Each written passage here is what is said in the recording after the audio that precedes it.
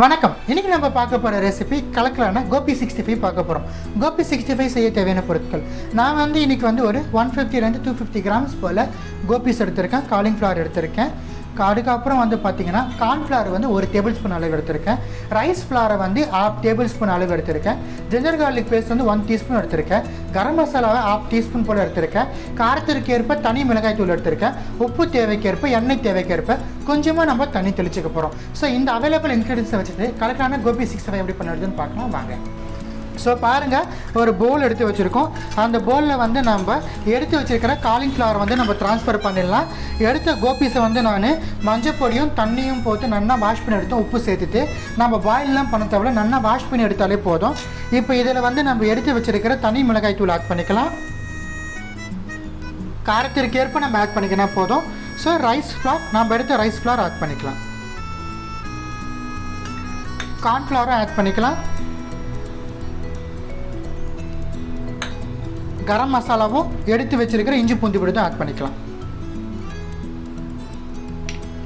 So இதெல்லாத்தையும் add பண்ணிவிட்டு நம்ம இது கூடவே தேவைக்கேற்ப நம்ம உப்பு ஆட் பண்ணிக்கலாம்.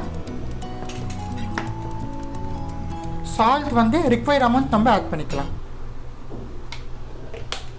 எல்லாமே ஆட் பண்ணிவிட்டு நம்ம இப்போ ஒன்றா நம்ம கலந்து விட்டுடலாம். ஒரு ஸ்பூன் வச்சுட்டு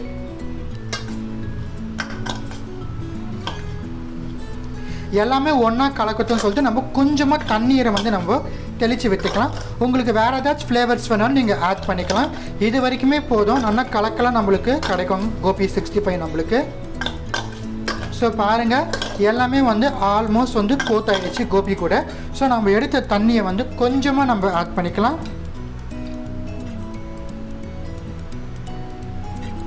ரொம்பலாம் நம்ம தண்ணி சேர்க்கக்கூடாது. கொஞ்சமாக தண்ணி சேர்த்து நல்லா கலந்து விட்டுடலாம்.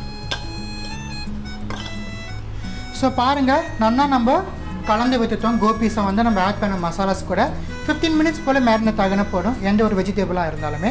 ஸோ 15 மினிட்ஸ் கழிச்சு நம்ம ஆயிலில் போட்டு டீப் ஃப்ரை பண்ணி எடுக்கலாம். கோபி 15 மினிட்ஸ் போல் மேரினேட் ஆகிடுச்சு.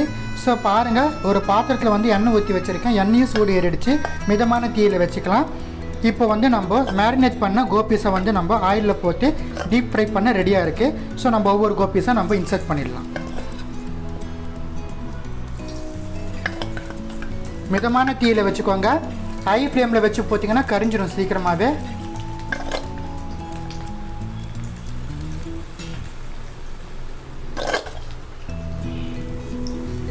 ஒரு பேட்சுக்கு எவ்வளோ தேவையோ அவ்வளோவும் ஆட் பண்ணிக்கணும். ஸோ ஒரு பேட்சுக்கு தேவையானதை ஆட் பண்ணிட்டேன். மிதமான தீயில் வச்சுட்டேன். இது நம்மளுக்கு ஒரு 3 மினிட்ஸ் போல் ஆகும் மிதமான தீயில் கம்ப்ளீட்டாக வெந்து வரதுக்கு. ஸோ பாருங்கள், நல்லா கிறிஸ்பியாக நம்மளுக்கு ஃப்ரை ஆகிடுச்சு. இது எடுத்துகிட்டு நம்ம ஒரு பவுலில் ட்ரான்ஸ்ஃபர் பண்ணிடலாம்.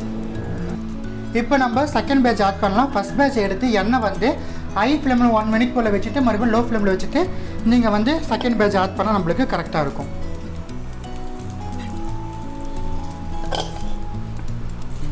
ஒன்றாவே ஆட் பண்ணிக்கலாம்.